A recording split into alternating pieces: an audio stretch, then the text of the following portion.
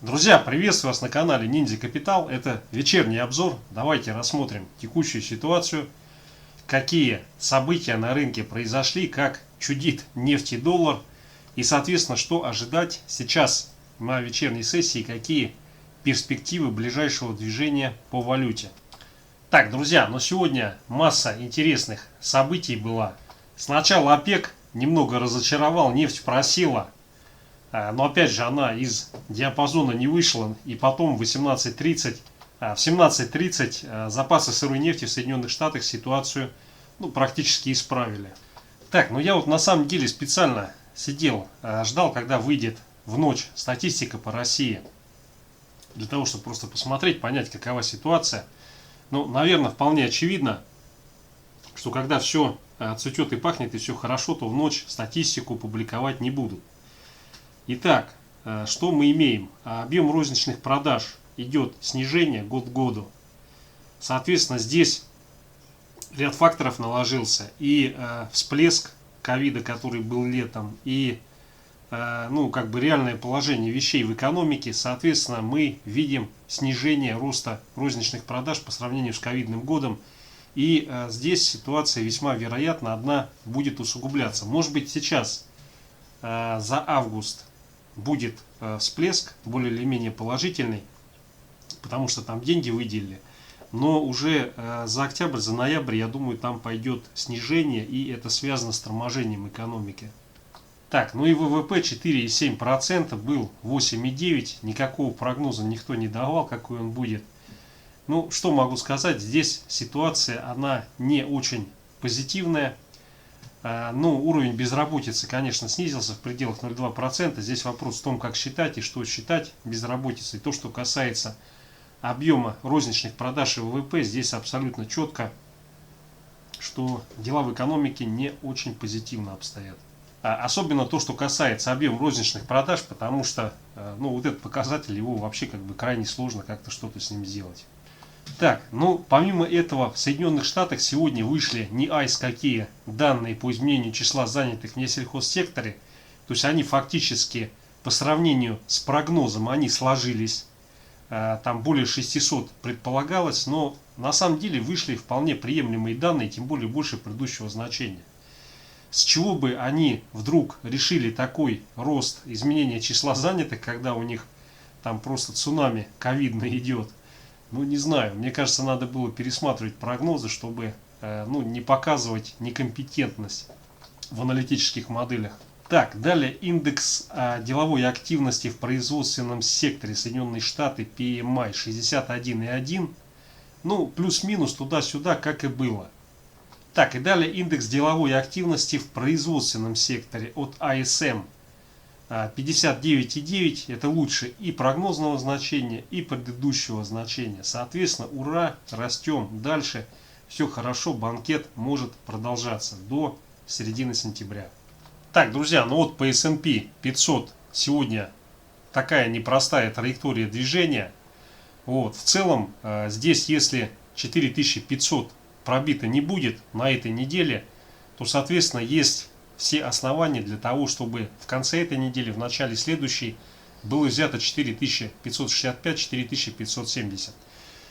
Для того, чтобы потом хорошо приземляться, нужен финальный вынос. Конечно, в идеале это 5000.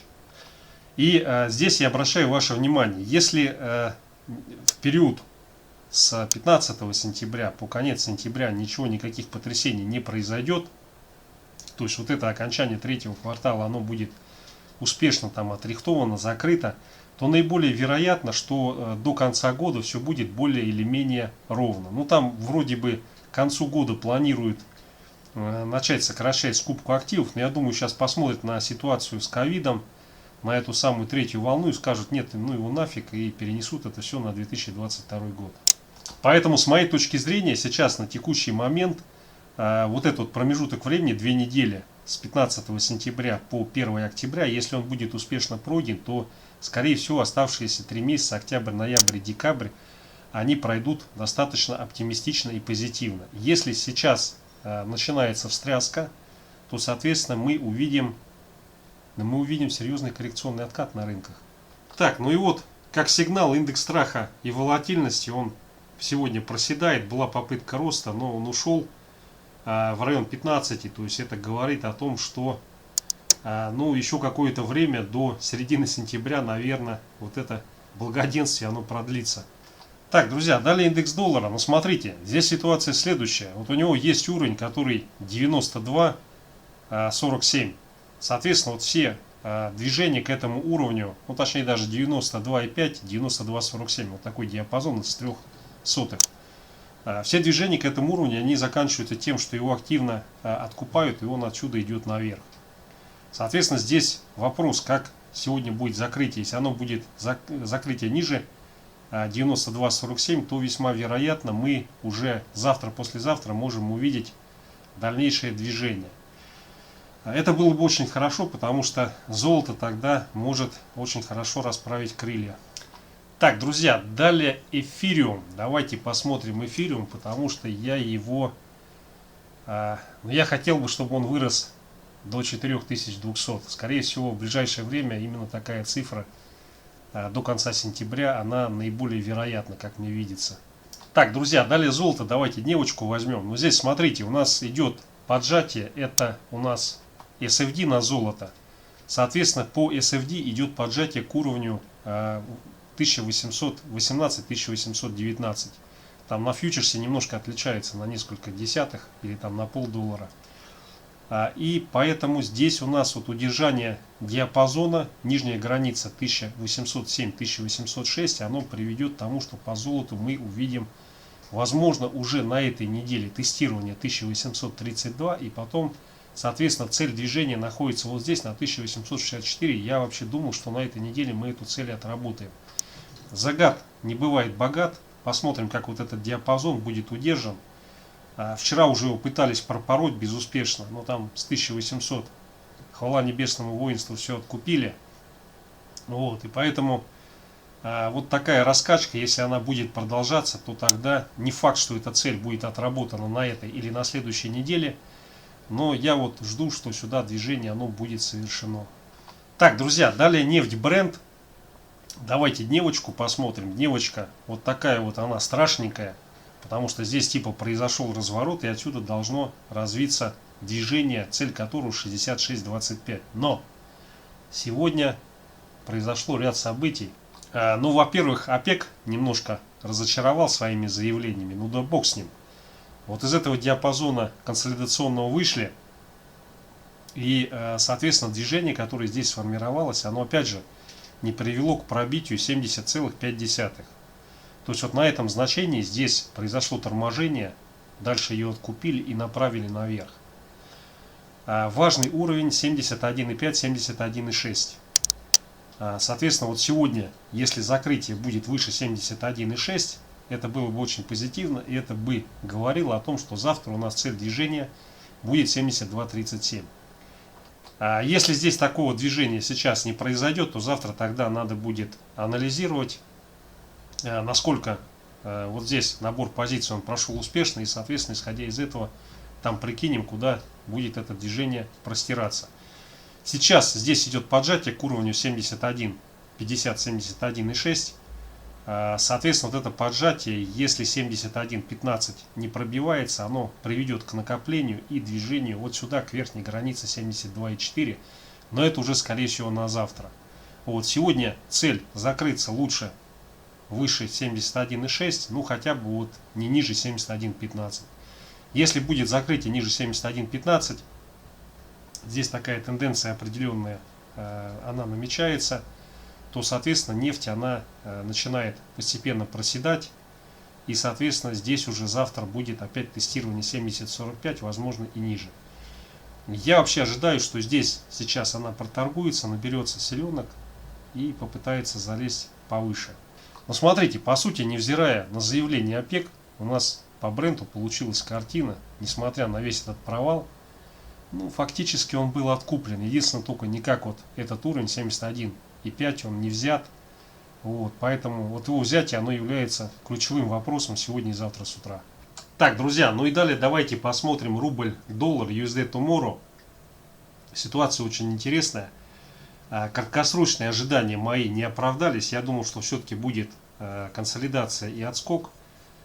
Здесь этого не происходит. Почему не происходит? Потому что идет очень сильное движение капитала в рубль, в emerging markets.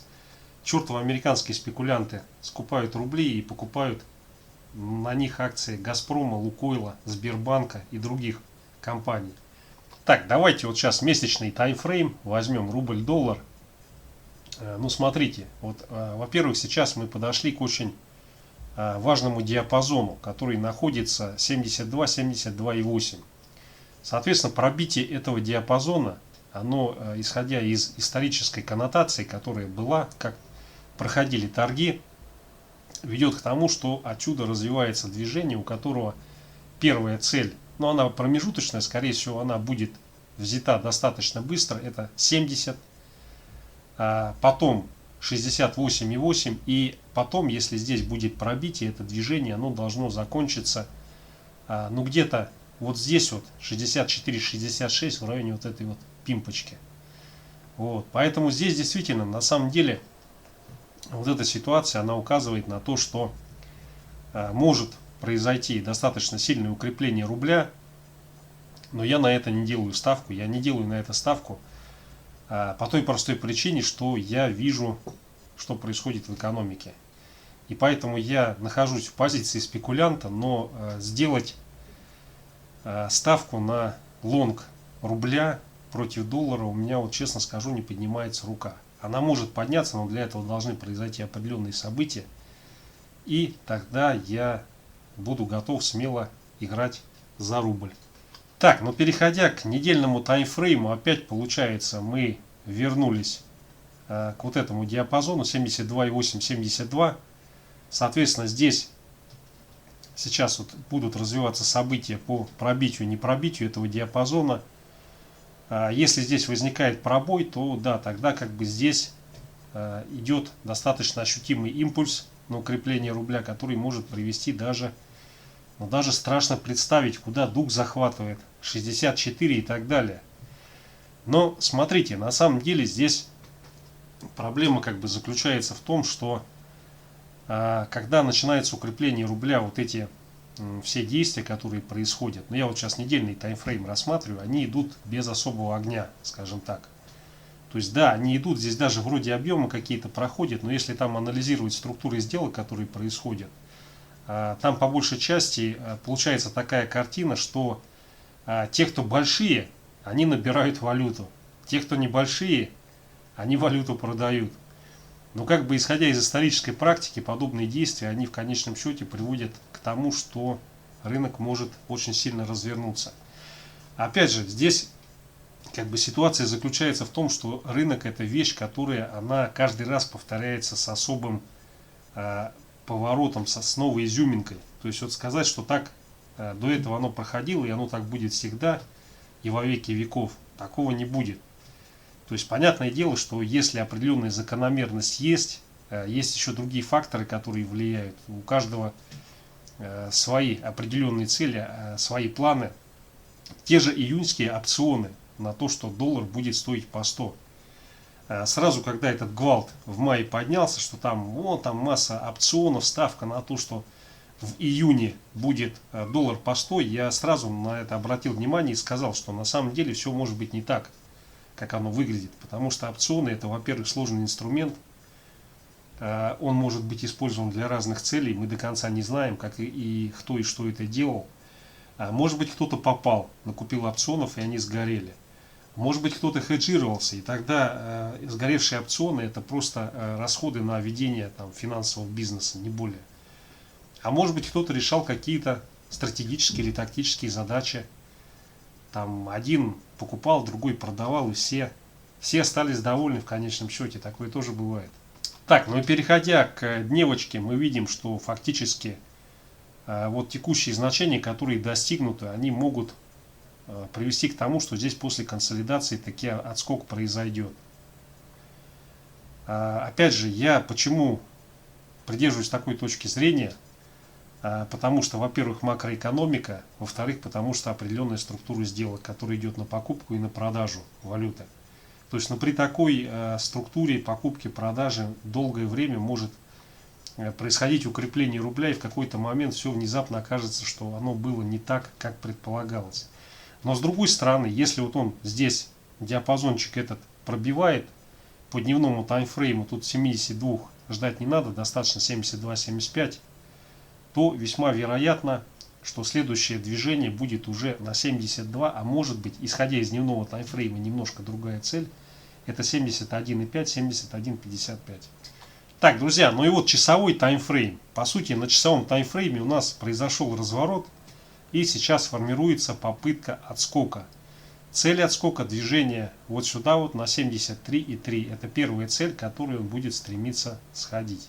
Соответственно, критерий того, что сейчас этот отскок не получит развития, это движение вниз и пробой 72,8, 72,75.